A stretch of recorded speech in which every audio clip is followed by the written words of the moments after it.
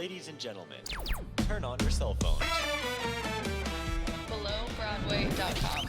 Live from Hamilton, Ontario. The 2020 Tony Award After Party. The safest way to party on Broadway. Right smack in the center of your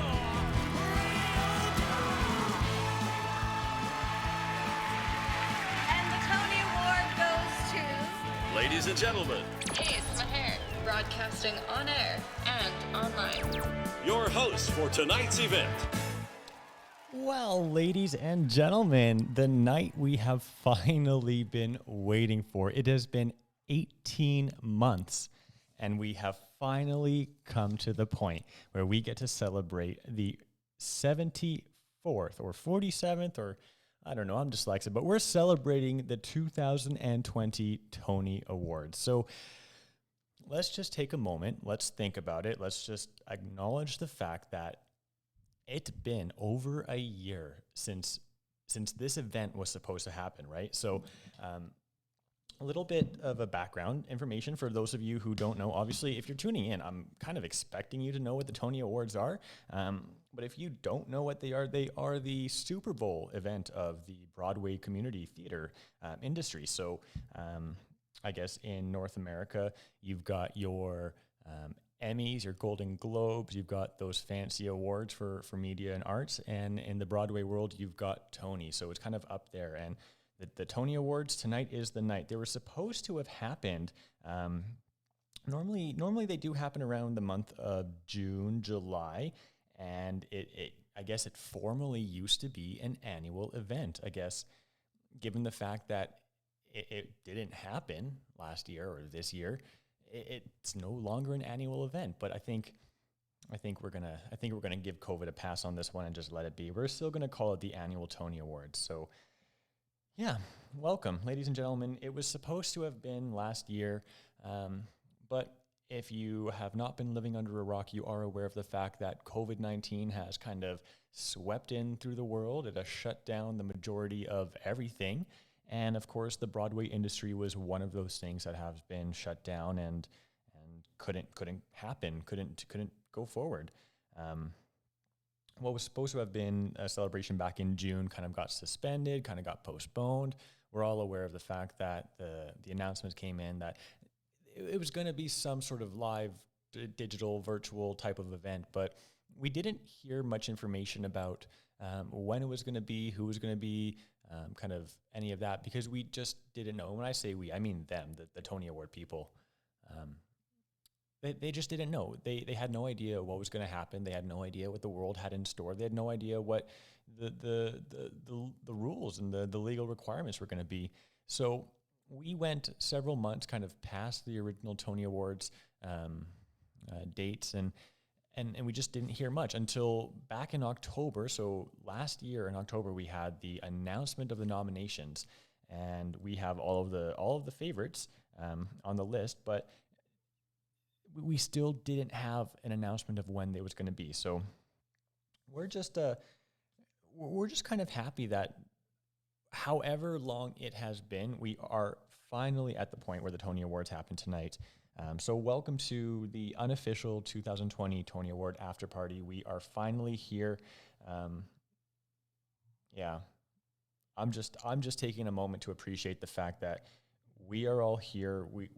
We're finally able to kind of get back to whatever the heck normal is. And if we have to celebrate something virtually and something digitally simply because it's the only way to do it, I would rather have a digital celebration compared to no celebration at all. Talking about digital and different kind of celebrations in the virtual world, tonight's celebration was a little bit different. So, of course, for the past few years, it's been hosted at Radio City Music Hall. This year, because of rules and adaptations, it is not. It was held actually at the Winter Garden Theater, and it was hosted by Audra McDonald, who is a 6-time nominee. If you did not tune in, it was held in a 2-part event type thing. So the live coverage was on CBS, or I think Paramount Plus was the streaming app. I didn't actually watch the live coverage. I listened to Sirius XM radio, and we kind of tuned in for live coverage through there. But the second part of the event, it was a kind of a live TV broadcast, a celebration of Broadway's back type concert. If you are living on the East Coast, where I am right now, it's just about midnight, so that event is over. But if you're living on the West Coast, you guys have to wait. So it's about 8, 7 o'clock there right now. And unfortunately, you guys have to wait a little bit because it's on a delayed Pacific time. I'm not going to spoil anything. I haven't watched it, so I got nothing to spoil other than the official list of winners that we're going to catch up on a little bit later. Before we do that, I'm just going to take a quick second. I'm going to line up a song. You know what we haven't done? So earlier today when I was listening to Sirius XM radio, we were they were talking about the different nominations and the different videos that, not videos, the different musicals that were nominated. And the musical, Moulin Rouge, that one, spoiler alert, it swept away nominations. Like, it swept away awards. I don't have an actual count because, heck, I didn't even think to do an official count by now. But yeah, they totally swept all the awards, and I'm super, super stoked to say that Aaron Tveit finally won his Tony Award. What we're gonna do, we're gonna kind of do what Sirius XM did. They started off playing a song from Moulin Rouge, and we are going to do the exact same thing. I'm so thrilled to say that here is Aaron Tveit, finally a Tony Award winner. Here's another Tony Award winner. Tony. BelowBroadway.com. Sorry, I'm so stupid. Oh, don't you dare look back. Just keep your eyes on me. I said you're holding back. She said, shut up and dance with me. This woman is my destiny. She said, ooh, shut up and dance with me.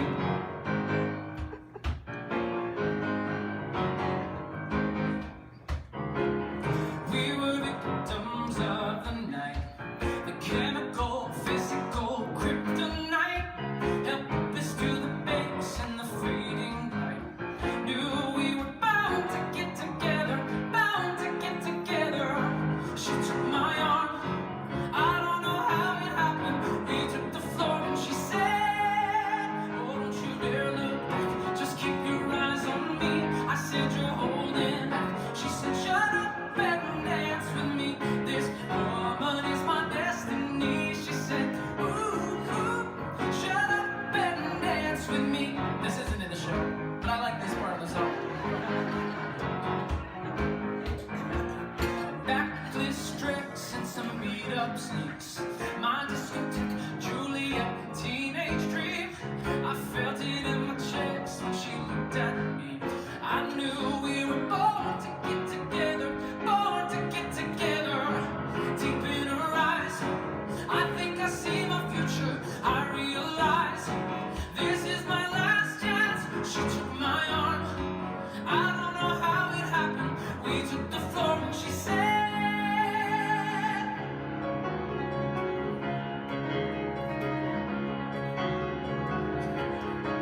oh, don't you dare look back, just keep your eyes on me. I said, you're holding back. She said, shut up and dance with me. This woman is my destiny. She said, ooh, shut up and dance with me.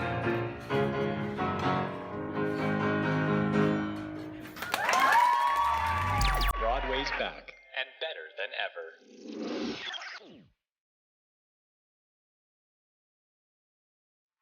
And the Tony Award goes to...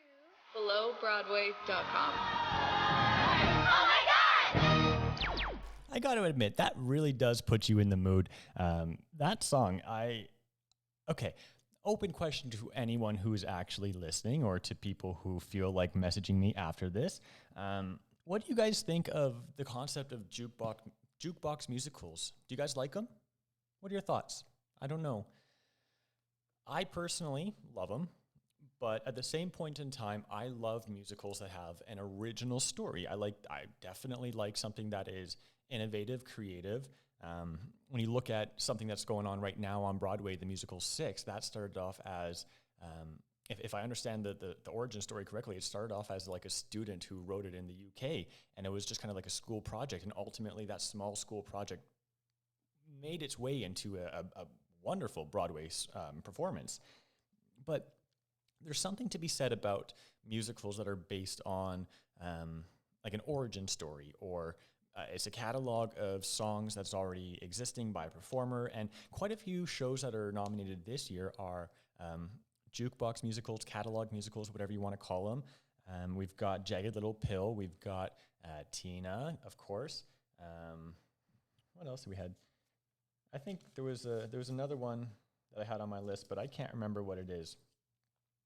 Anywho, let me know what you think of that. I mean, definitely reach out. I will just take anything at this point in time. What's a party without getting somebody on the line? So I think you all have met Hayden before. Hayden is a good buddy of mine. Let's chit-chat stuff.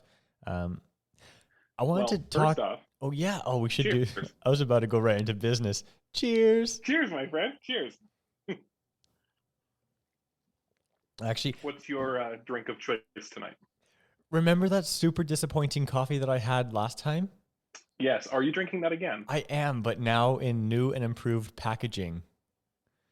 But is it still just as terribly disappointing? It grows on you. I mean, okay, fair enough. But I was meeting with coffee suppliers all day talking about really nice coffee, so I was doing the kind of opposite. Okay, yeah, sorry. I'm just okay. I haven't want had to. this in a while. This is delicious. I want to talk to you. What are you drinking? This is Erdinger Dunkel. So it is a German dark Weissbier. So it's a wheat beer from Germany, but it's been, could be wrong, I think it's extra malted or double malted, which gives it a really rich dark color, but not that super dark coffee flavor of a traditional porter. So it's got some of that caramel and richness to it, but not the bitterness that I typically associate with really dark porters. And then if we get to it, I have, you'll recognize this because it's probably down the street from you, the Mill Street Vanilla Porter. Oh, yes. Made in Toronto. I've seen that. Mill Street is fabulous if you're not familiar with their brewery. They are one of my favorites. They make some incredible products. I'm not going to lie. All this is going over my head. I know nothing. I'm not a drinker. Like, you say beer, Right, and I'm like, beer. And that's where I really get into my zone, right? Because that is what you do. Yes, that is precisely what my career is in, yes. Wait, is your career going to be in, like, bar management? That's the intent, yeah. Well, that's what I do now, right? Is that what you want to go, like, is that, like, you're going for the top? Yes. Well, the ideal goal at some point, I want to open my own pub. Ah, there's the answer I was looking for. I don't know if that'll ever happen. But it's something that I definitely want at some point in my life. Well, I've called because I have like a mini bar in my house, right? When I call it mini, it's triple or quadruple the size of anyone else I know of what they have in their home bar. I think I've only got 72 or 73 bottles right now, which is kind of low for me. Which sounds like a humble brag. It's really not. I have a problem. I just buy too much alcohol. But I've called it the Red Ladder after this really old rickety red ladder that we have. And I'd love to, I think in Ottawa, in the like downtown, like university and college district of Ottawa, I want to open the Red Ladder permanently. Styled like a library with the big rolling ladders with all of your booze up on the wall, and an outdoor performance space that I can have in the summer and have concerts and shows come there in the summer. I want to have it sod so it's grass, like a greenhouse. It's a wild idea. I doubt I'll ever do it. But I don't think it's ever going to leave my brain unless I do. I'm so in, bro. I am so in. Yeah, I think it'd be a lot of fun. When's this happening? Okay, next year? Sure, call me. If you can find me someone who wants to give me a bunch of money to do it, absolutely I'll do it next year. That sounds lovely. don't offer something you'll never ever put up with, because I will find someone and I will make that happen, because I am so down for that.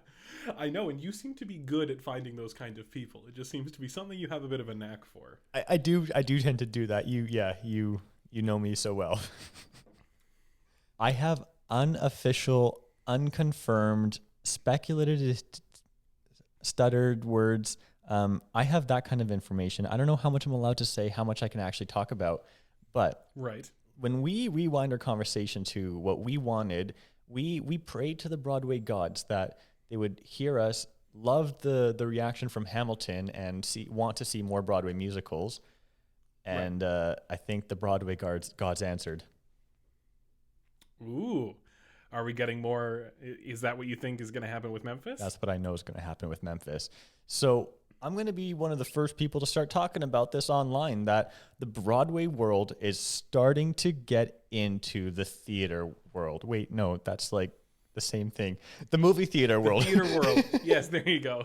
Into the cinematic world. There you go. That's the right one. So there it is. They actually denied me the rights to use they denied me the license rights because the motion picture is currently in negotiations and contract pending and whatever it is. And so that is going to be one of the big topics that we talk about, is how Broadway's coming to the silver screen. Well, that's super exciting. Obviously, that means that you can't do it, because for now there's this weird thing where two people can't be doing the same show at the same time, which has always kind of tickled me as being strange. Wait, what? Well, like with massive theaters, right? The reason you can't produce your version of Memphis is because it's being produced somewhere else, right? You can't have the same show being produced at the same time. I know that's a big thing with like large regional theaters. Even putting on their stage shows, they have to plan their season so far in advance and have backups, because if two theaters in the same area want to do the same show, they both won't get the rights. Only one of them will. Wow, mind blown. Right, it's really, and like, it does kind of make sense, because let's say we're going to see Billy Elliot. Let's say that's a show that's coming through, and there are two theaters within let's say 4 or 5 hour drive of each other, or hell, even a 4-hour flight, trying to do the same show, but they're going to be very different shows. Right. Be produced by different people with different casts and different artistic visions. So which one is the real show? Which one is Billy Elliot? Okay, but it shouldn't matter to me, because I'm like the small guy in Canada versus like some theater in middle of nowhere, Texas. I do agree, but maybe there's something different about like film rights and having it produced for the screen rather than for a theater. I'm just like pulling stuff out of my ass. Truth be told, I have no idea. Truth be told, I think it was your first statement of the it's still stuck in the 1950s, those people on Broadway. Like, I think that as soon as he started getting more information about what I was doing, he's like, nope, not going to happen, because his emails were cold. They're like, nope, sorry, pull the plug. It was cold, very, very cold. Well, I'm sorry you're not able to do it, at least yet. Hey, I hope you do get... Don't be saying that. I told you what my second backup plan is. I told you what that little production company thing is. Yeah, wink, that's wink. True. That hasn't gone away. I'm not going to talk about it now, because that's still good. But I've actually sent in paperwork for that, so good luck getting accredited. Well, that means that there's at least some exciting stuff on the horizon. Okay, we're going to take a break. We're going to actually play a song from Memphis. I lined up one song from today that you and I can actually listen to. Great. The 2020 Tony Award After Party. BelowBroadway.com. When I was a young boy, my daddy sat me down, and he said, son, don't you never go to the dark side of town. I'm talking downtown Memphis. You see, that's where the black folk play. And I said, yes, sir, daddy. And then I snuck down anyway. She never was taught to read none. No, never taught to write. The only thing my daddy taught was that white should stay with white. But I heard it through the alleys and it floated on the breeze, yeah. It burst right through the doorways and it knocked me to my knees. It broke down all my senses. You made me feel so whole. See, I was lost until I found. I was deaf until I heard. I will make this world come around to the music of my soul. The music of my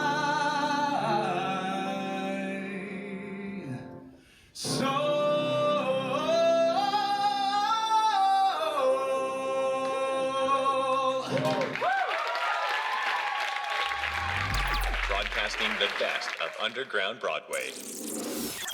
BelowBroadway.com. Oops, microphone was off. Oh, that sounds so good. You know, well, okay, before we continue on, I just want to say that Memphis was the first show that I've seen on Broadway. I think I've said this before. I'll say it again probably a million times, but that show has such a message that resonates today. Like, you have no idea the incredible intensity of goosebumps that I had just watching that show, listening to the soundtrack over the past year. Every once in a while, it'll pop up on my playlist, and that's again, if I don't purposely play it, but it'll pop up, and then no matter what I'm doing or no matter what's going on in the world, a song will play, and then it'll strike such a chord, or it will resonate so deeply in the moment because something in the world is going on. That show definitely has a message that we all need to kind of listen to and open up our hearts to. And if all that talk was not inaccurate, that's a lot of double negatives. If I'm not wrong about what information I've been kind of hearing and seeing, then I really, really do hope Memphis comes as a filmed musical. That'd be so awesome because we already have a pro shot. I would love to see kind of an updated filmed musical. But let's get back to our conversation with Hayden. Now, Hayden, I realize that you and I know each other. Like, we're as good as it gets, right? Like, we know who's who, we know what's what. But from what I realized is that we didn't actually give the opportunity to introduce yourself again to our listeners, and that's something that I want to see. Do you want to introduce yourself again? Well, my name is Hayden, as Maher just said. We've known each other for how many years now? Probably about 5 years, something like that. Okay, at least we're on the same page. We are currently a couple thousand kilometers apart. I am in Edmonton, Alberta. So on the west part of Canada. I am originally from Toronto, which is great. So I'm at least somewhat familiar with the area you're in. I've been around theater my entire life, which is at least the relevant portion of my life for this show. My dad is a professional stage carpenter and high rigger. My uncle is a technical director of a local theater. I am a drama school dropout, which is one of my favorite things to talk about. I love that. I love being a university dropout. It makes me feel great about my financial choices and how I've decided to spend my time. And right now I work for a local Edmonton theater with my other passion, which is hospitality and bar management. Running hospitality for that. You could say the name of the theater. Like, we can talk about the name of the theater. That's not a problem. Like, theater names are going to be dropped in this show because it's theater. Oh, bro. Okay, so remember when I called you forever ago and I'm like, hey, I need a favor, or like you randomly reached out to me and said, hey, do you want these random tickets to the preview night? So, yes, I do remember that. It was, yeah. I had this random flashback to all these memories of you and I just randomly connecting on this because I made a phone call to one of the local theater groups here in Hamilton, the Hamilton Theater Company, and I kind of reached out to say, hey, I'm doing this. What are you guys doing? Can we do something like meh? And there was a couple questions in that, and immediately, like right off the bat, there was that instant connection of like theater people who want to do something, who don't know what they're doing, but like, hey, we're talking about it. And like, there was that instant connection. And I felt almost instantaneously, if I needed something, I just call a theater person and they would just do it because it's theater related. I just had that flashback. I thought I would share that with you. It's so true though. Like theater people are, I think because the life of a theater person is so in flux all the time and you're bouncing from project to project constantly, and there's always this kind of thought of am I going to have work next week? I have no idea. Let's find out what's out there for me. That every theater person is just so willing to jump into any task or any little job or whatever with as much passion as they throw at a crazy role on stage, or if they're into their work backstage or building an incredible costume. It's awesome. It's theater people are some of my favorite people to interact with for that reason. Totally. So, speaking of theater, and where's my list here? Oh, I lost my list. Oh, and I'm dropping stuff all over. Okay, How so dare you. I was going through theater auditions. I was posting some audition notices for a different. I'm doing a million projects, you know that. So, Sounds like you. yeah, I was posting some audition notices on some theater boards, and I found a posting that I almost qualified for and almost sent in my headshot. And it's filming in Toronto in the next month and a half. Ask me what it is. Hey, my hair, what's it for? Well, I'll tell you why I don't qualify for it. Okay, this is a more interesting game. I like this. Why don't you qualify? I'm not 13. You're not 13. Okay, and what specifically made you qualify for it? I have a headshot. Okay, great. It was It was my own qualification. It's not like you are a male with black hair at this. Okay, great. No, Perfect. I have a computer and a headshot. That's how I qualify. So Love it. Yeah, if that was the keyword, by the way. I'm not 13. Wink, wink. You're not 13. The musical Now I'm trying to 13. think of- Oh, I thought you were being clever. I was clever. Sorry, you were just being too clever for me. Hilarious. You're only one beer in. Yeah, 13's filming in Toronto. So hold on, are they actually getting 13-year-olds in that show? Yeah. They're not being played by 26-year-olds with bad makeup? Yeah. It's it is hiring 13. Last time I checked the casting thing, it was ages 13 to 16. Wow. Well, I'm sorry you didn't qualify. That would have been really fun. At least just to do the audition process would have been interesting. Oh man, I'm so hoping that now that okay, so for those who don't know, we're going on another tangent like we're always going to do. Crack it. Oh, there you go. Is that a White Claw? No, this is the vanilla porter that I was talking about earlier. Oh right. I already showed it to the camera. So what were we talking about? I lost my train of thought. 13 hiring 13 to 16-year-olds. Right. So You were about to go on another tangent. yeah, so for a lot of people who don't know, Hamilton and Toronto is a huge production hub. When you think of musicals and theater and Netflix TV, it's either Vancouver, Toronto, or Hamilton. Fun fact, the filmed version of Hairspray with John Travolta and Nikki Blonsky, the street scenes, the exterior street scenes were filmed right here in Hamilton, Ontario, Canada. Which, by the way, as much hate as it gets, that filmed version of Hairspray, I have seen probably a dozen times. I love it. I can't stop watching it. It's so great. What's your favorite part? Like, favorite song. Oh, this is so hard. The detention scene might be my favorite. Yeah. When they're all in detention and it's the first real meeting between the white cast and the black cast, and they're like, "Oh, we're the same person. We're all people." And so much fun. That entire show is nothing but fun. It's not good. but it's very fun. It's very which is fun. all I need to qualify for a good show. With to be familiar perfectly faces, fair. right? So it's like people that you Yeah. have nostalgic feelings for. I love the quote when Edna wants to go on to, it's the final number. She wants to go and dance, and she looks at her husband and he says, "Do it now or forever wish you had." I love that yes. quote. Like, get that tattooed on my forehead. Don't tell me to get a tattoo. I have too many. I only have 4. Tangent on this, Again. This past summer, a friend of mine started doing tattoos, and she was like, "I really want to do a tattoo on you," and I was like, "Okay." She's like, "What do you want?" I do like hand poke, and it's like, "Okay, I'm gonna get my first hand poke."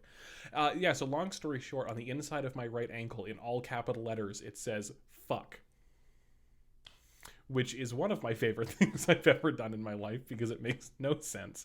And I just, for the rest of my life, I will have "fuck" tattooed on the inside of my on the inside of my ankle. I love it. I love it. Okay. I love tattoos. Rewind to our original conversation. So musicals being filmed, 13's being filmed in Toronto, and what I'm hoping I can do is, now that there's so many musicals being produced, I'm hoping that I can be kind of in behind the scenes, getting information, getting kind of like the details, because they film right on the street, like outside in public. Like, you can watch them film. I was just about to say, you'll be able to just walk down the street and see someone filming right there. Exactly, and I'm so determined to just poke my head in and try to just land myself in the background somewhere. Because I know that's notorious in New York, of people just walking through film sets because they're so frequent and so frustrated that they just walk through them. Like I'm going to be hanged for not knowing what movie this is from. But you know the scene where it's a very famous scene. Two guys crossing the street and a taxi runs up and almost runs them over, and you throw your hands on, "Hey, I'm walking here." Yeah. That taxi wasn't part of the scene. That taxi got frustrated, drove through the film set, almost ran over the lead actors, and they said the most iconic line or one of the most iconic lines in film history. I'm going to do one of those. You just wait. I'll be there. I expect it now. So some of the musicals that are in production, upcoming, that's already produced and going to be released. You got In the Heights, which we all know, right?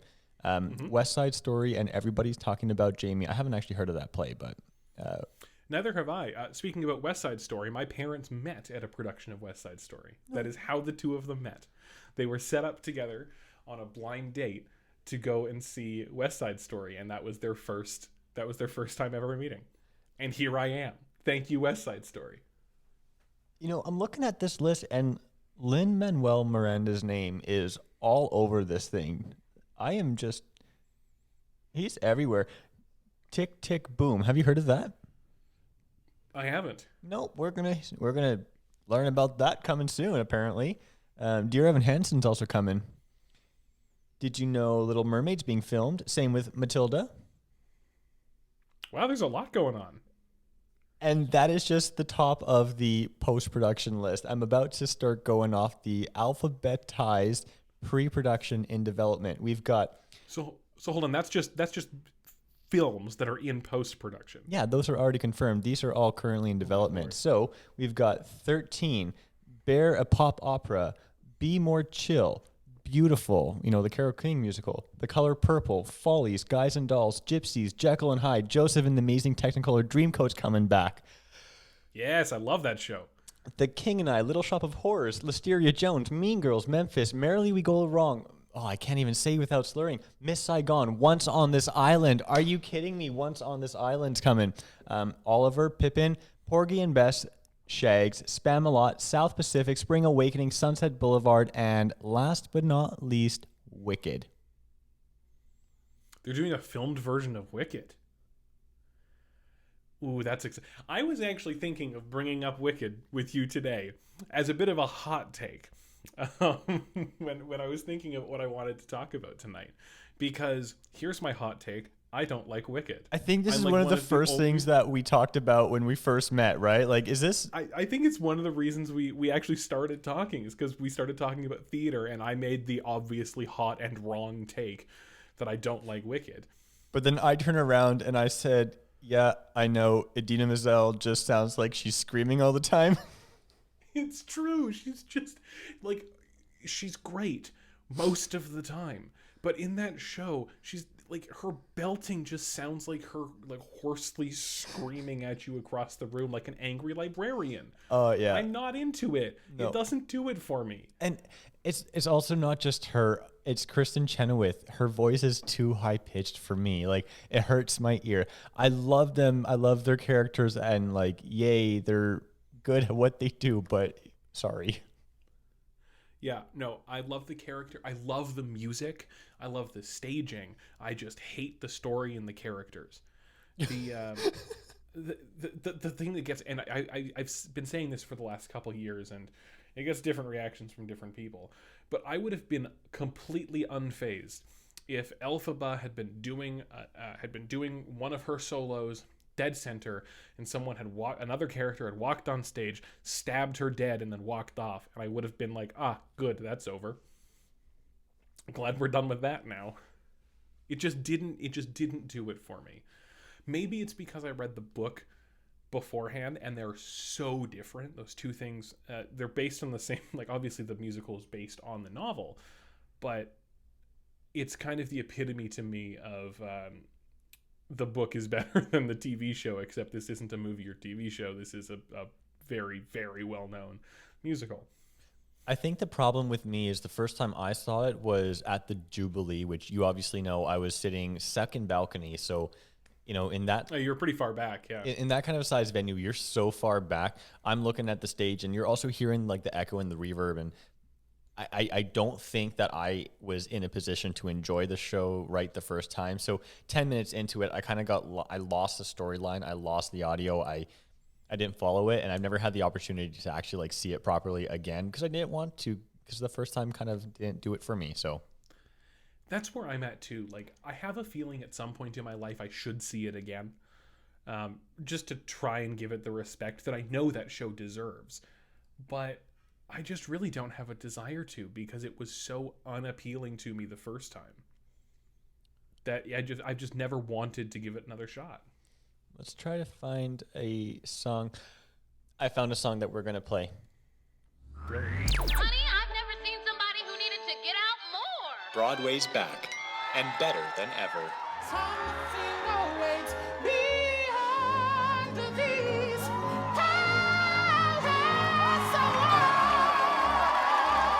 BelowBroadway.com. Something wasted on this palace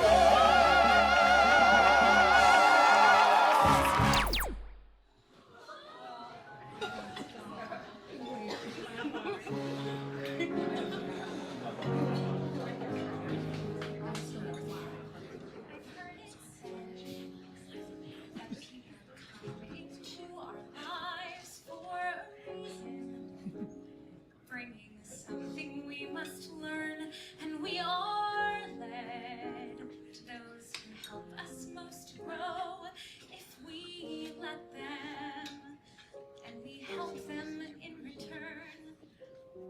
Well, I don't know if I believe that's true, but I know you're who you are today, because you knew me. Like a comet pulled from orbit as it passes the sun. Like a stream that meets a boulder halfway through the woods. What does that even mean? I've been changed for the better, but because you knew me. You have been changed for good. It well may be that we will never meet again in this lifetime.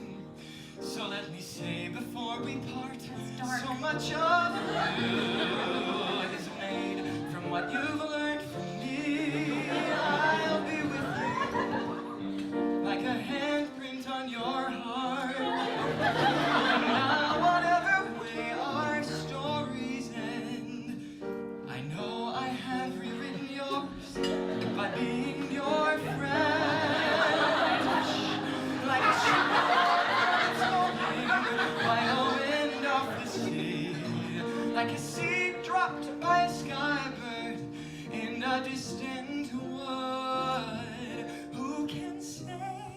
if you've been changed for the better, but because you knew me. Because you knew me.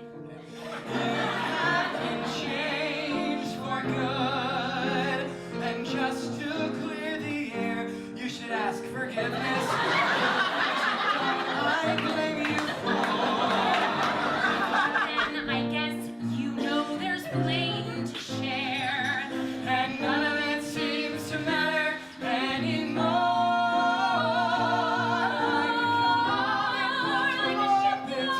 As it passes the sun, like a stream that meets a boulder, halfway through the mud.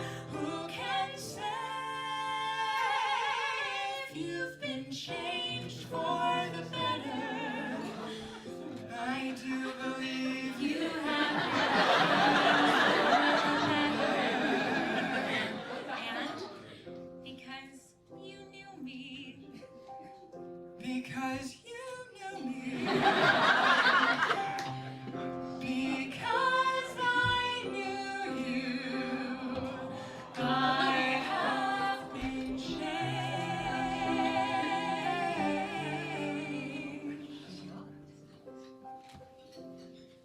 for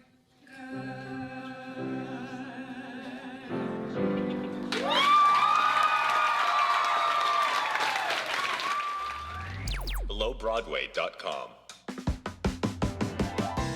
And as if we needed more to celebrate today, we've got a star-studded list of Tony Award nominees and winners celebrating birthdays. Right at the top, we've got the late and legendary T.S. Eliot. This 1948 Nobel Prize winner won the Tony Award for writing The Cocktail Party in 1950, as well as the posthumous Tony Award in 1983 for Best Book and Best Original Score for the musical Cats. Up next, we've got Philip Bosko. The 89-year-old actor won the 1989 Tony Award for his performance as Saunders in Lend Me a Tenor. Up next, we've got Mary Beth Hurt celebrating her 75th birthday. She's been nominated 3 times for a Tony Award for her performance in Trelawney of the Wells and Cringe of the Heart, of which she won an Obie Award. And last on our list, we've got Ben Shankman celebrating his 53rd birthday. He was nominated in 2001 for Best Feature Actor in a Play for his role on Prof. And so a very happy birthday to all of our Broadway stars on this special Tony-winning night. All right. Okay, so I just realized we've been talking about Tony Award winners all night and talking about musicals and everything, but we didn't actually talk about who won the 2020 Tony Awards other than Aaron Tveit. So let me just pull up the list right here. And as of a few minutes ago, I just refreshed the screen. So everything is final, everything's posted. And let's see. At the top of the list, the 2020 winner for Best Play is The Inheritance by Matthew Lopez. For the 2020 Best Musical, we've got Moulin Rouge.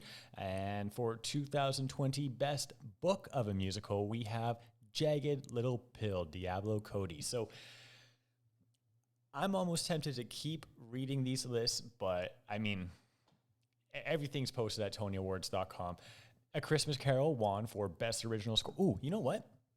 I'm actually just going to go on a tangent here because we've been doing that all night. First and foremost, let me just thank Hayden for joining me tonight. And while I'm thanking everyone, let me thank everyone in the actual Broadway community and theater community who is working tonight, who is working now, who is working this season. Everything that you guys are doing to make Broadway and make theater possible, there are no words that can just describe how grateful I am and how grateful I feel as if the entire community who's benefiting from it is. You know, just to think about how much work went in behind the scenes for tonight's actual Tony Awards program.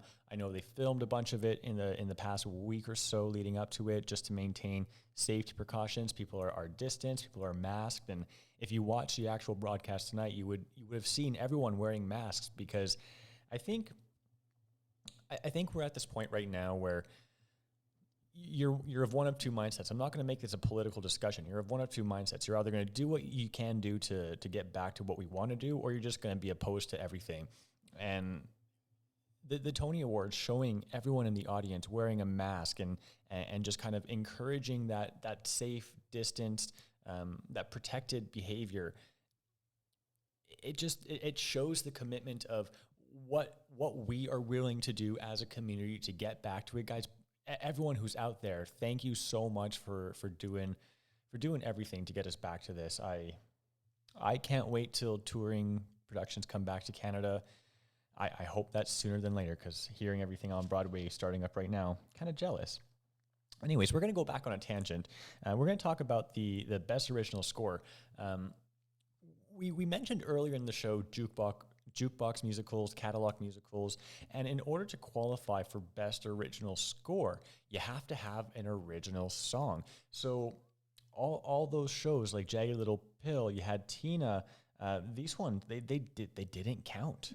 They didn't count for best original score. So during the broadcast tonight, Lin-Manuel Miranda was up there on stage kind of explaining what was going on for this category, and A Christmas Carol won because the only things that qualified were a bunch of plays and the original instrumentation in between scenes and kind of the underscore. So A Christmas Carol won, and it's nice to see a play win a music award instead of a musical, if that makes any sense. Anyways, let's drop some names here. Andrew Burnap won for Best Performance by an Actor, leading role in a play for The Inheritance. We've got Mary Louise Parker for The Sound Island. The Sound Inside. Of course, I mentioned Aaron Tveit won for Moulin Rouge. He is Best Actor, leading role in a musical. He was the only one nominated, and they had to do something today. They built it up almost as if he didn't win, but they were just kind of explaining that if he's the only person nominated in the category, he has to meet a certain threshold of votes. I think it was 50 or 60%, and he did it. He won, obviously. I mean, why wouldn't he? Adrienne Warren got it for Tina. I honestly, this list, I'm reading it. It's just like a who's who of the best. Rob Howell, he won for Best Scenic Design and also Best Costume Design. I missed that on the live broadcast. There's a lot of, Moulin Rouge took a lot of the awards, just because as I'm going over this list here, they took a lot of the awards for kind of the creative, the scenic, the sound, the costumes. I gotta say, they won a lot. Best direction, wow. Best choreography, best orchestrations. Wow. Okay, let's get back on track.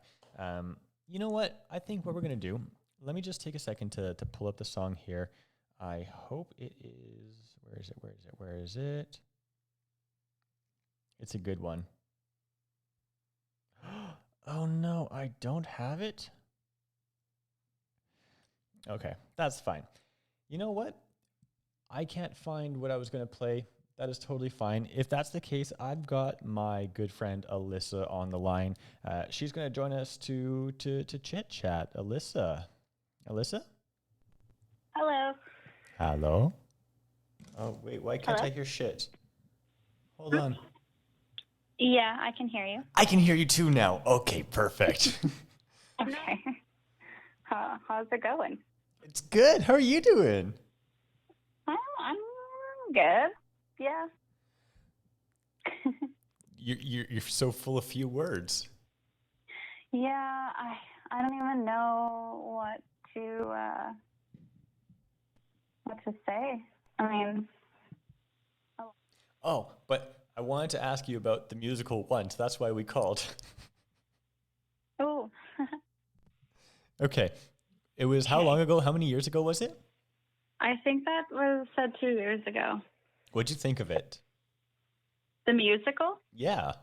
I really liked it. That, if I'm not mistaken, that was the first musical you've ever seen, right? Well, I've been to musicals as a kid, like in field trip. But we don't count like the whole Barney concert that everyone saw back in the 90s. We don't count that one.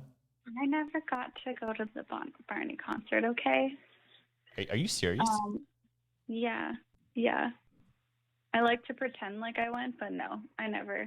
I love Barney, but we weren't fancy rich people. But I did go to some shows as a kid, but I can't remember any of them or what any of them even were, to be honest. I weep for you. Okay, well, Teletubbies. Did you see anything Teletubbies? You saw Dora the Explorer. Is that your time or is that like after your time? Are you talking about like in a theater? No, well. Or just in general? I was thinking like any kind of, wait, how old are you talking about when you say kids? Because like when you say kid, I'm thinking like 3, 4, 5-year-old. Oh, I'm thinking like 10. Oh. Okay, what were you thinking about? What? Oh, I can't even think of shows that would have been for that age. Like TV shows? Yeah. There's so many. High School like Musical. Ren and Stimpy. That show 16. Do you remember that show? I was actually watching 2090s commercials last night. I spent like an hour and a half just sitting and watching commercials, old nostalgic commercials. Oh, I remember when the Disney Channel commercials where they come out and they draw the Disney ears in the corner. Those were my favorite commercials, seeing like all my favorite stars doing that. Yeah. Yeah. But back to the topic of once. Okay, so this was like the first adult musical that you've been to. And after working with me for so many years and me blasting Broadway all the time in my car, what's your impression of Broadway and musicals? Would you see more now? What do you think? Of the musical? Of musicals in general. More musicals. I like musicals. I think I'd rather go to them than watch them on the TV, though. Care to elaborate why? Just the whole experience of like going and getting dressed up, and I don't know, just like you're more engaged, I guess, in it, and it just feels like you're more like a part of it. So it's more exciting. Like I've watched musicals and I didn't get as like pumped about it as I did when we went to go and see a musical. I totally know what you mean. So you obviously remember Hayden, right? Yes. Perfect. Okay, that would be horrible if you said no. No, I remember. He was the bartender.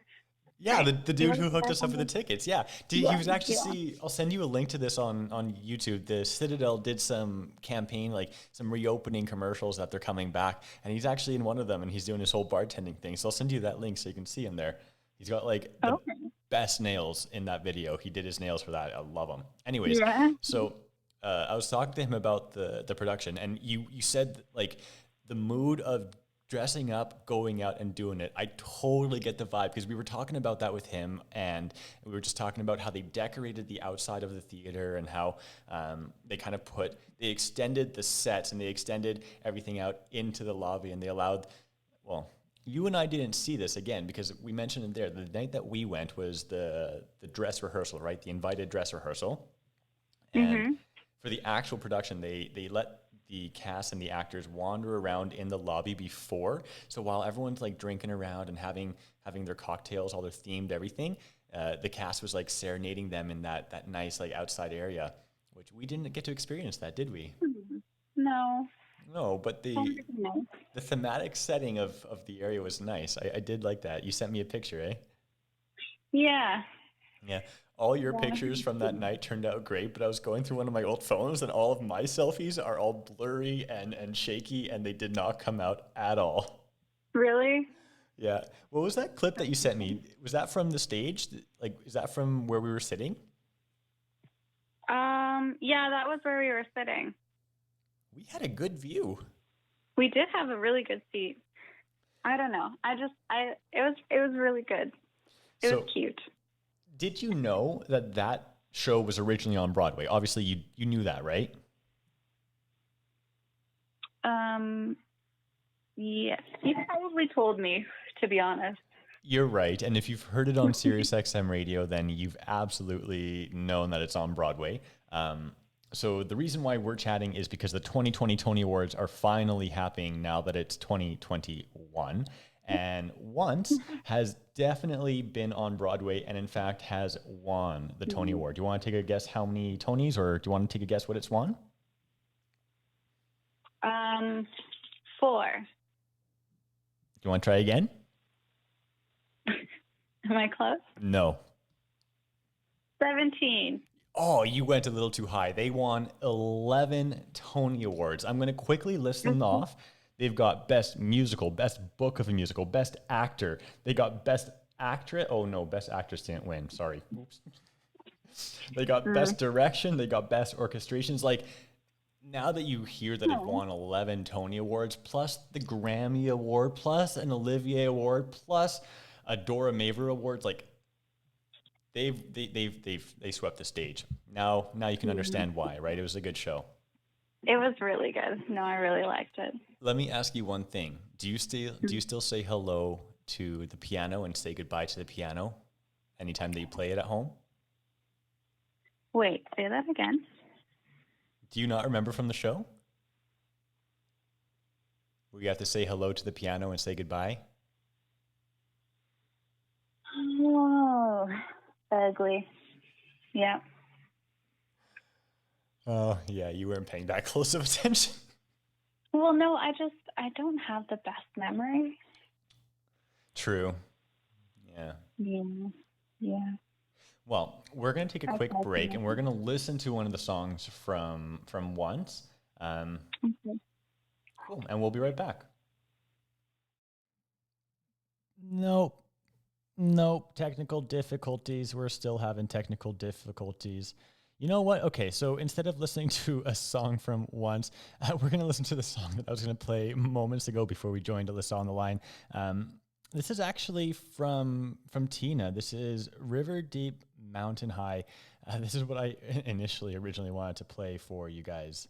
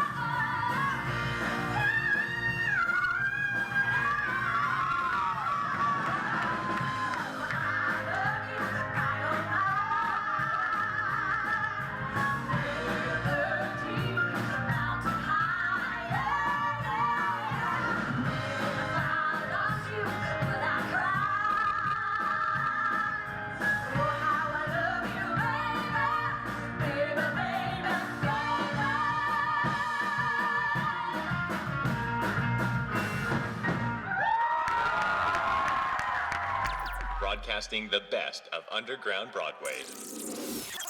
BelowBroadway.com.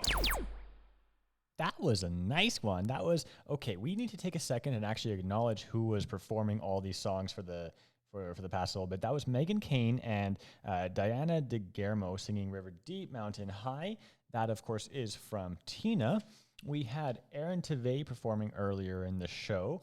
Who else did we have singing? We also had Music of My Soul performed by C.J. Dawson. And by the way, a lot of these recordings are coming from if you know Broadway, you know 54 Below. If you don't know Broadway, it's a little underground cabaret. This is where I find a lot of these recordings on YouTube. And honestly, this is why I call it the best of underground Broadway, because it is literally a cabaret underground, and it is the best of Broadway performances right there in that little intimate stage. Right. Where were we? We were going to talk to Alyssa. Let's see if we can get over those technical difficulties. I don't have a song from Once lined up. I'm sorry, but it's just not playing. Let's see if I can get Alyssa back on the line. Okay, talk to me a second about musicals that you've seen filmed or on TV. Have you actually seen something on TV or filmed? What have you seen? Well, you showed me the Shrek one, and it's not that I don't like them. Okay, it's just that they... Okay, hold on. Please don't set the expectation about musicals to Shrek. Number one, that is one of the better examples of how to film a pro-shot musical. So if you should be setting an expectation, that is the expectation of how to film a pro-shot musical. I'll hold that rant for another day, but keep going. Okay, you go. Okay, let me just explain my piece. So the reason I would rather go to one is that I feel like I don't get all the details, the visual details, when I'm watching it on the TV, and I'm missing some things, or the camera will shoot to somewhere else, and maybe I was looking somewhere else. And it's when I'm in a theater, I can look wherever I want, and everything's right in front of me all the time. And you don't get that in a movie or a film. You're right, but it's such a good argument, but I would say that pro shots and film musicals are good for literally that reason as well.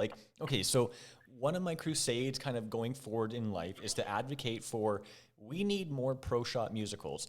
Now, I've kind of explained this before, but in case you are not familiar, a pro shot musical is when they bring the cameras into the theater, they film the musical on stage, and they get a whole bunch of close-up shots of the actors' faces and stuff, all the little details to kind of clip in.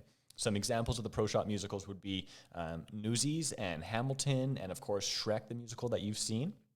Mm-hmm. So I personally want to see more of that happen. I'm not too on the idea of TV musicals, the Hairspray Live, that kind of stuff, the live performances, that's great as kind of a one-time event. And the whole movie musicals, In the Heights, I haven't actually seen yet, but Hairspray and In the Heights, those kind of movie musicals only work if they're done really, really well, because the movie format does break the idea of how it appears on stage and how the actual production was formulated for the stage. Okay. But when you say that, I'd rather go to a theater and do it for the live experience, but I'd rather watch it on a TV screen for literally that reason. You miss so many details when you're in the theater that you don't see, because you're maybe sitting a little bit farther back, or you don't see the facial expressions, versus on a pro shot, you're up there right in their faces, I think I'm just biased because when we did go to a musical, we had really good seats where I could see everything very clearly, and I feel like that's just what I expect now when I go to a theater, and maybe that's not the case. Right, okay, because you were sitting at the Citadel Theater, and in comparison, and I've had this thought with Hayden as well, I call the Citadel Theater small, and he's like, no, it's not small, it's 700 seats. And to be fair, that is a really, really good size, intimate setting, but when you see it touring, is intimate, but it is small. It is small, but it's small compared to the Jubilee Auditorium, right? Both the Northern and Southern. When we talk about Broadway performances, if you were ever to see the Book of Mormon come, or Mean Girls when it's coming on tour, those would most likely be done at the Jubilee Auditorium, because that's where the touring productions go. And when you're sitting second or third balcony all the way up, you're so far back that you don't see anything, right? And that's kind of my experience with theater. I go to dinner theater every once in a while. I've gone to the Citadel like a handful of times, but my experience with Broadway is at the Jubilee, sitting so far back, or at like the Performing Arts Center in Ottawa, so far back on the balcony that you don't get that intimate feeling with the actors. And that's kind of why I advocate for like more pro shot musicals in life, you know? That's fair. No, I agree with that. Have you seen Newsies? No, I feel like you've asked me this quite a few times, and yeah, no, it's on the list though. You're like the worst sidekick. You don't listen to my show. You don't watch the musicals, yet you're always going to be there on the background to hold the camera and take pictures. Just send me a link and I'll actually do it. Tell me to do it on my own time, and you might not get that out of me. Do you have Disney Plus? I do, yeah. Is it on Disney? Yeah, you can watch Newsies. Oh, but okay. But well, that makes my life easier. Don't watch the original movie with Christian Bale. I mean, that's a great movie. That's Batman, you know. But watch the actual Broadway one that's filmed in like 2000 and whatever. What if I watch both of them? Which one would I watch first? Oh, that's the question I was not prepared for. That's going to divide our audience. You know that? Good. I would say... Oh, fuck. I can't swear. I don't know. I watched the movie first, and when there are a few differences in the plot in terms of like how the characters move along in the movie. If you watch the movie first, you will understand the play, but you will be kind of questioning the plot because certain characters in the play are different. I would watch the play, the musical first, the Broadway one, just to get a feel of like the intensity of the pro shot, like that's the one I want you to see. And then you can watch the movie, because the movie is kind of like a cult classic. It failed when it first came out, but it's now a cult classic. Oh, okay. It's one of those movies, yeah. Yeah, maybe I'll do that tonight, actually. While you do that, let's listen to something from Newsies. I'll pull it up real quick. Here's another Tony Award winner. Tony. BelowBroadway.com.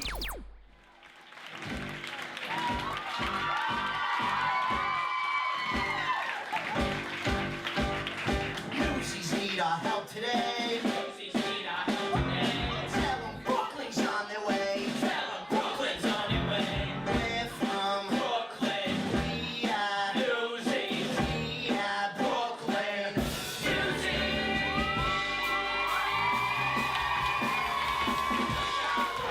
Our bodies are turning, facing a total disaster for certain. That's our cue, boys. It's time to go storming. Hey, man, the cavalry's coming. Have no fear, Brooklyn's here. Hey, man, we're the boys from the beaches of pride. Prospect Park and the Navy are here. Searching fun, but the shore is exciting.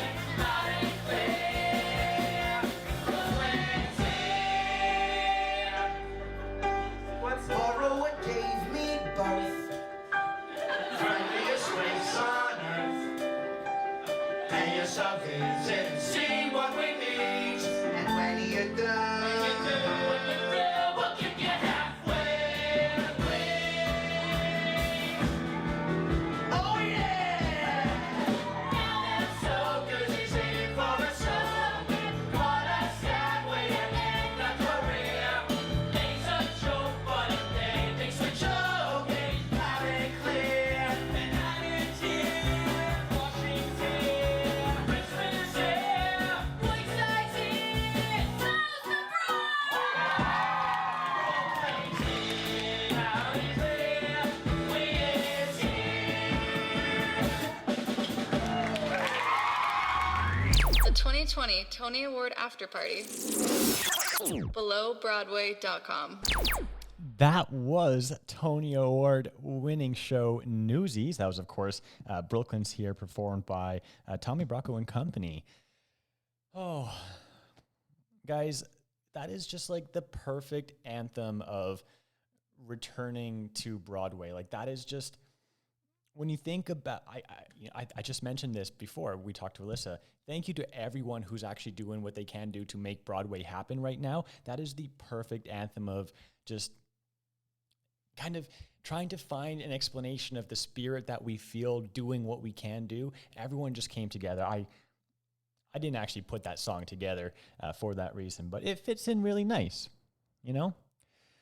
All right, guys, it is 1 o'clock.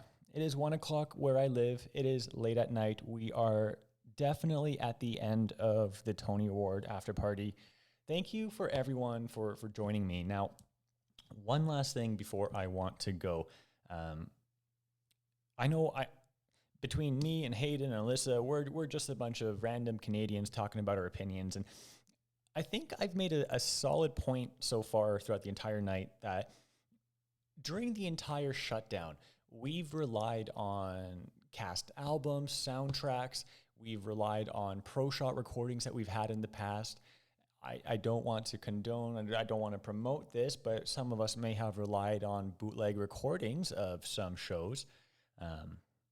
But I mean, it's really going to be a passion project of mine for the for foreseeable future to just kind of get more awareness of musicals and theater, because this is the industry that powers the world. Everything is art. Everything is made from art, and artists are just, I don't know what I can say. But okay, the point that I was trying to get at is that earlier today I was listening to Sirius XM radio and listening to the Tony Award coverage. And today it was hosted by John Tartaglia, who was Pinocchio in that aforementioned Shrek the Musical. That's been beautifully pro-shot. We had Christine Pedi and Julie James also was there. We didn't have Seth Rudetsky. I don't know what he was doing, but he wasn't there. So during the broadcast, they had a portion where they allowed callers to call in. And so I did, and I took this opportunity to ask them, just to take a listen. Well, I got a question I want to ask you guys, because I've heard you guys say this a couple times on the radio where you've really come to appreciate having like pro shot recordings of like Hamilton and musicals. And I want your guys' opinion whether or not you would prefer to see more pro shot musicals like filmed on stage like Hamilton, or would you prefer to see more movie versions? Like we recently saw Hairspray. There was The Prom, and 13 just wrapped filming in Toronto. So I'm just wondering what you guys would prefer to see. If you guys have a preference, what your thoughts on that are? I'll jump in and say pro shot personally. And it's not because I don't think movie adaptations are wonderful. They are, but I think that it draws more people to the theater. And I think it shows more people people who maybe don't have access to go see a Broadway show or to see a show on Broadway. I mean, I'm grateful that Shrek was pro shot and that people to this day can watch it on Netflix and have become fans of the show because of that. So I think that's my vote, is pro shot. I'm going to be a glutton and say both, because the pro shot is just sort of, it's this great gravy that we get. If something is really such a big, fabulous hit, Hollywood's going to get their paws on it anyway and want to reinvent it and, reconceptualize it anyway. So like Sweeney Todd, for example, gets done the way Sweeney Todd got done, but I'm thrilled that we have it for posterity. So I want both. Yeah, I would go with both. If I had to choose, I'd probably choose pro shot. And I think that there's room for both. Everybody's talking about Jamie was captured as a stage musical that they filmed, and then just recently had its movie adaptation released on Amazon. So there's definitely a world in which both happen. I think like that's a pretty quick trajectory, but I think that there's a world in which Christine is right. There's room for both. Great question, Meher. Well, that was the extent of the recording. The call ended really quick after there because they moved on to something else. But there you go. Let's ladies and gentlemen, you have it right there from people in the industry. They agree. They want pro shot. They want more. They want film. They want everything.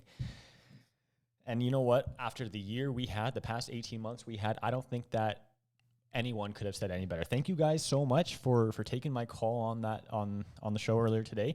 Thank you to Hayden and Alyssa for chilling with me today and being part of the Tony Award after party. Thank you to everyone who's actually listening online.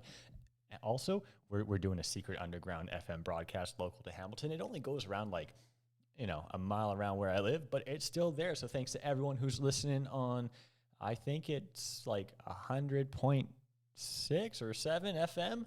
That's where we're at. But as always, you can find us at belowbroadway.com. Thank you so much, everyone, for joining us.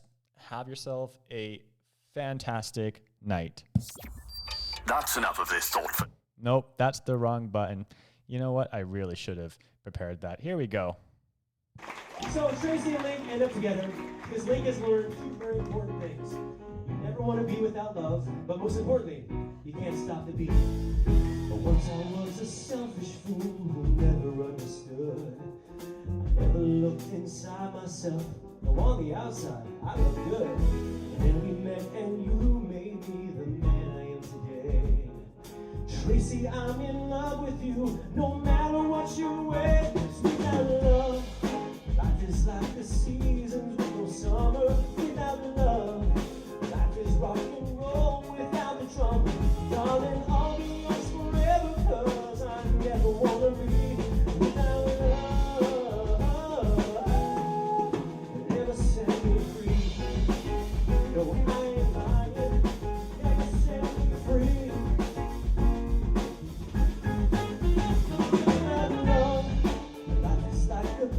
That you can't follow without love.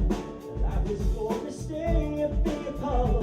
Darling, I'll be yours forever, 'cause I never want to be without love. Never set me free.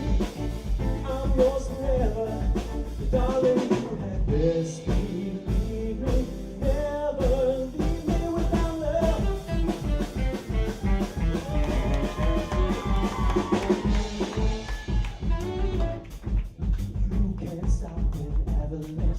Races down the hill. You can try to stop the seasons, girl, but you know you never will. And you can try to stop my dancing feet, but I just cannot stand still. The world keeps spinning round and round, and my heart's keeping time to the beat of the sound. I was lost till I heard the drums, and I found my way. You can't stop the beat, ever since this whole world began. And when I found her, she shook and she could shake up a man.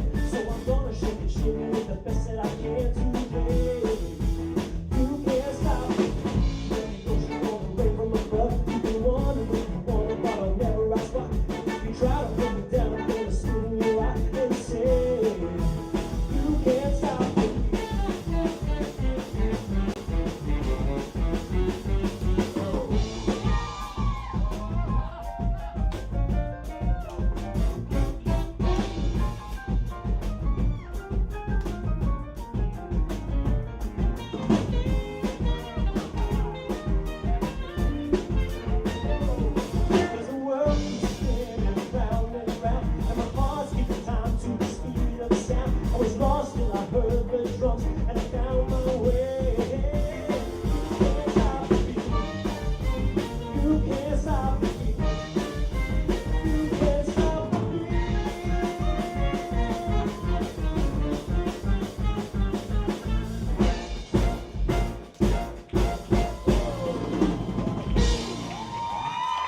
Thanks for listening, and congratulations to the 2020 Tony Award winners.